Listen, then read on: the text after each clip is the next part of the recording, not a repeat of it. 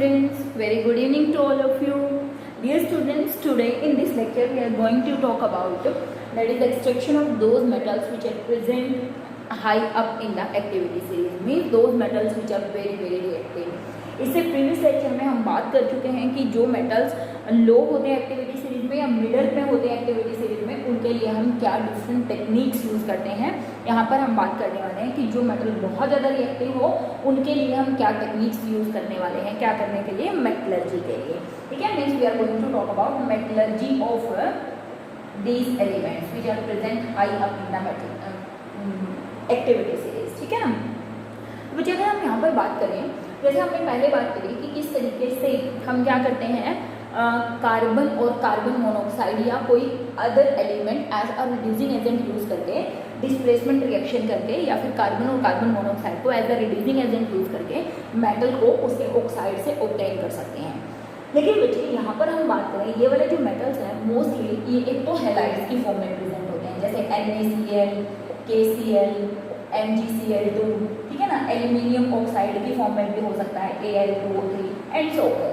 ठीक है, तो इनसे अगर ऑक्साइड की फॉर्म में है तो भी अगर मैं रिडक्शन करना चाहूँ कार्बन से, इनका रिडक्शन नहीं किया जा सकता। तो सबसे इम्पोर्टेंट थिंग जो यहाँ पर ये है वो क्या, कि carbon and carbon monoxide can not be used as reducing agent for these elements. और ऐसा क्यों है बच्चे, ये भी एक क्वेश्चन बनता है कि why carbon is not used for the as reducing agent. ऐसा इसलिए है बच्चे, मान लिया मेरे पास एल्यूमिनियम का ऑक्साइड है और इसकी रिएक्शन मैं कार्बन के साथ करवाऊँ और मैं सोच रही हूँ कि मुझे क्या मिल जाए, यहाँ पे कार्बन मोनोऑक्साइड और यहाँ पर क्या मिल जाए, एल्यूमिनियम। तो ऐसा पॉसिबल नहीं है। ऐसा क्यों पॉसिबल नहीं है, क्योंकि कार्बन से ज़्यादा एल्यूमिनियम की एफिनिटी है ऑक्सीजन के लिए, मीन्स कार्बन से ज़्यादा एल्यूमिनियम ऑक्सीजन से ज़्यादा प्यार करता है, means it have more affinity for oxygen than carbon. Carbon oxygen को लेना चाहता है बट एल्यूमिनियम अपना ऑक्सीजन नहीं देगा। क्यों?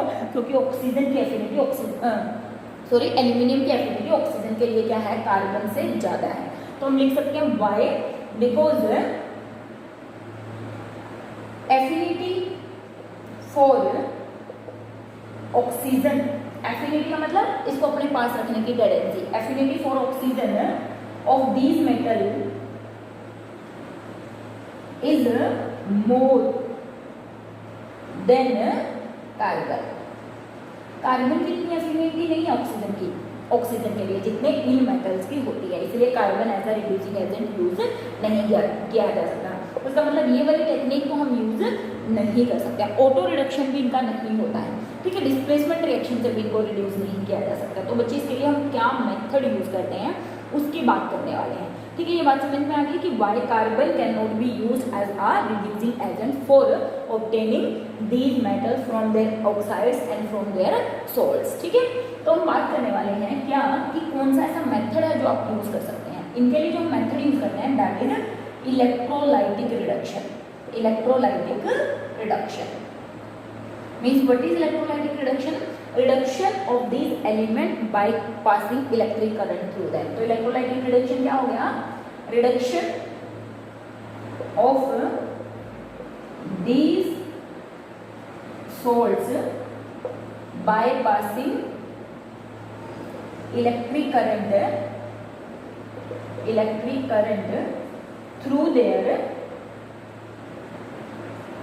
through their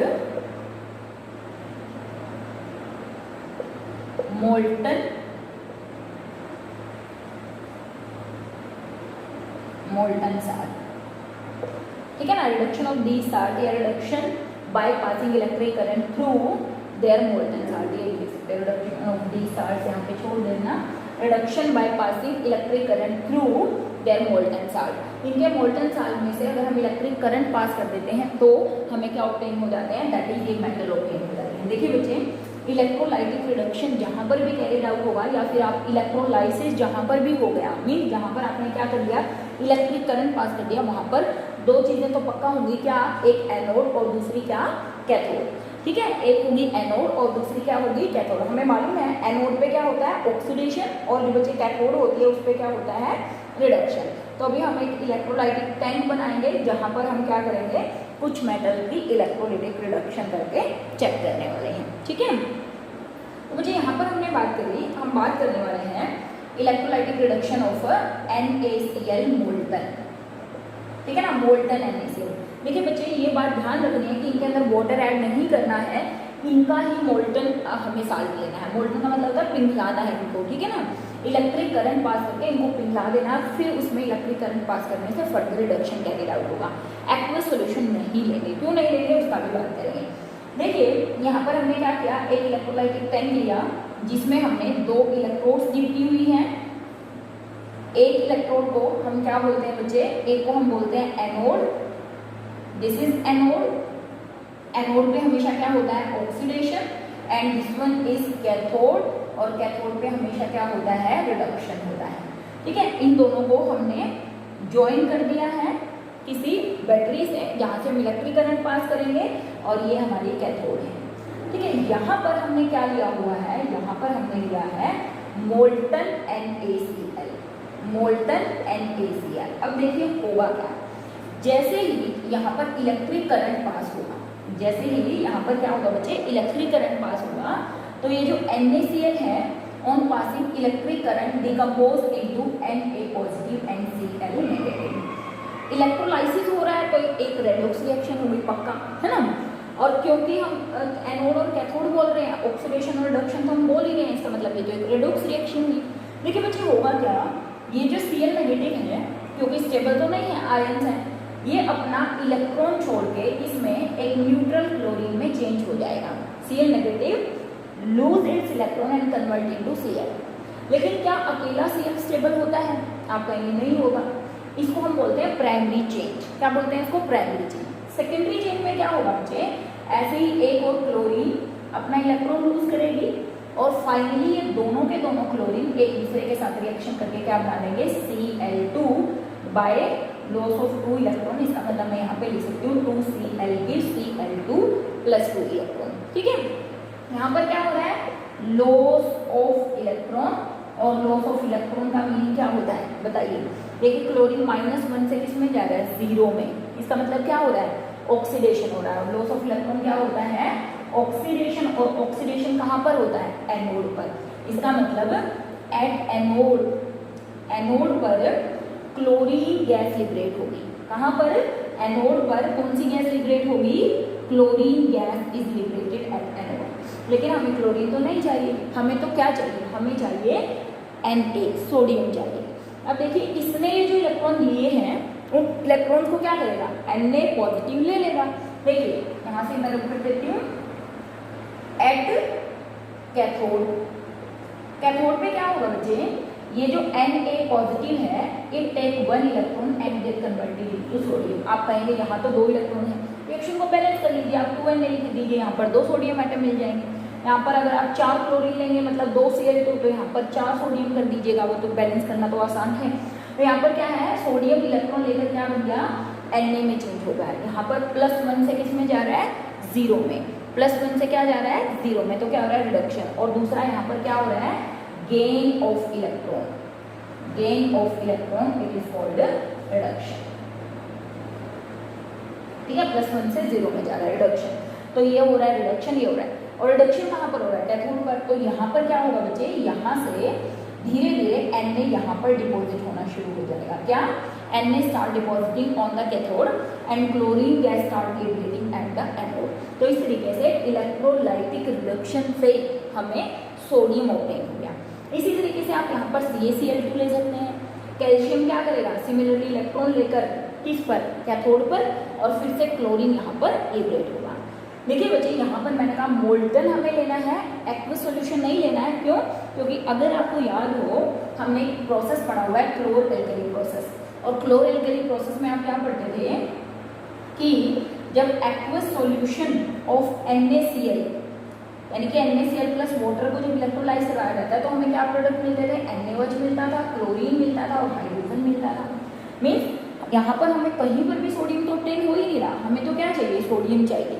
तो इसीलिए क्योंकि प्रोडक्ट ऑफ इलेक्ट्रोलाइसिस बदल जाते हैं क्या करने पर, जैसे ही आप नेचर ऑफ किसी भी सब्सटेंस को चेंज करते हैं। जो इलेक्ट्रोलाइट है अगर आप उसकी नेचर बदल देंगे तो प्रोडक्ट भी क्या हो जाएंगे, चेंज हो जाएंगे। इसीलिए हमें यहाँ पर क्या लेना है, मोल्टन स्टेट में लेना है, ना कि एक्वस सोल्यूशन लेना है। ठीक है, तो यहाँ से एक्वस को हम नहीं लेंगे क्योंकि प्रोडक्ट्स चेंज हो जाएंगे।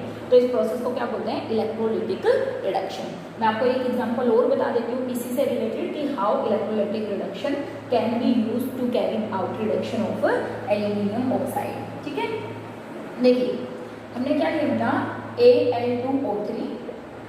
हमने कहा यहाँ पर वापिस हम क्या नहीं कर सकते, कार्बन यूज नहीं कर सकते एज अ रिड्यूसिंग एजेंट, तो इसका भी हमें क्या करना है, इलेक्ट्रिक करंट पास करना। और अगर मैं बात करूँ एल्यूमिनियम ऑक्साइड, इसको एल्यूमिना बोलते हैं।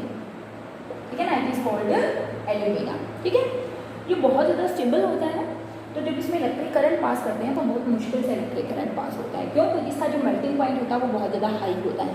तो एक क्वेश्चन में आप वैसे तो आपसे हायर लेवल का है, लेकिन मैं फिर भी बता देती हूँ कि एल्यूमिना के अंदर क्रायोलाइट ऐड किया जाता है, क्या करने के लिए, इसके टेम्परेचर को घटाने के लिए और इसकी इलेक्ट्रिकल कंडक्टिविटी को बढ़ाने के लिए। लिख भी देंगे। देखिए जब इसको इलेक्ट्रोलाइटिकली वो किया गया तो ये बना देगा 2Al3 positive plus 3O2 negative. इतनी बात तो समझ में आ रही होगी, क्योंकि दो एल्यूमिनियम थे और एल्यूमिनियम के ऊपर चार्ज +3 होता है, 3 ऑक्सीजन थे, एक ऑक्सीजन के ऊपर चार्ज -2 होता है। ये ऐसे क्या होगा, इलेक्ट्रोलाइज हो जाएगा। अब आप देखिए फिर से वही प्रोसेस हमें कैरी आउट करना है, क्या कि Al3 positive by taking 3 electron gate converted into aluminium. यहाँ पे क्या होगा, gain of electron. Gain of electron का मतलब क्या होता है, रिडक्शन। 3 से किस में चला गया, 0 में। अगर रिडक्शन हो रहा है तो एल्यूमिनियम कहाँ पर जाएगा, it get liquidated at the cathode. Electron कहाँ से आएगा, ओब्वियस ऑक्सीजन ने लिए हैं। O2 नेगेटिव क्या करेगा, it loses it's electron, 2 electron and get converted into O। क्योंकि ऑक्सीजन के ऊपर -2 है, इसने 2 इलेक्ट्रॉन ले रखे हैं, तो ये इलेक्ट्रॉन छोड़ देगा, न्यूट्रल में चेंज हो जाएगा। लेकिन वापिस ये वाला ऑक्सीजन स्टेबल नहीं है, एल्यूमिनियम तो ऐसे स्टेबल होता है। तो ऐसे ही दूसरा ऑक्सीजन भी अपने इलेक्ट्रॉन छोड़ेगा और O में चला जाएगा। ये दोनों ऑक्सीजन आपस में मिलकर क्या बना लेंगे, O2 बना लेंगे, और यहाँ से टोटल कितने, 4 इलेक्ट्रॉन लूज होंगे। अब आप कहेंगे फिर से यहाँ 4 है, यहाँ 4 है, यहाँ 3 है, रिएक्शन को बैलेंस कर लेंगे, उसमें कोई इशू नहीं है। बाद में जो ओवरऑल रिएक्शन होती है उसको बैलेंस कर लिया जाता है।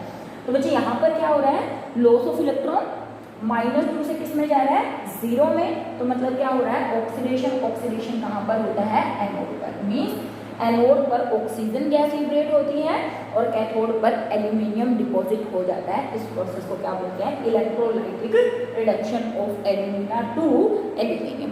ठीक है, अब मैंने एक बात और लिखी थी कि ये बहुत ज़्यादा स्टेबल होता है, इसका मेल्टिंग पॉइंट क्या होता है, बहुत ज़्यादा हाई होता है, एंड इलेक्ट्रिकल कंडक्टिविटी पुअर होती है। Electrical conductivity is poor.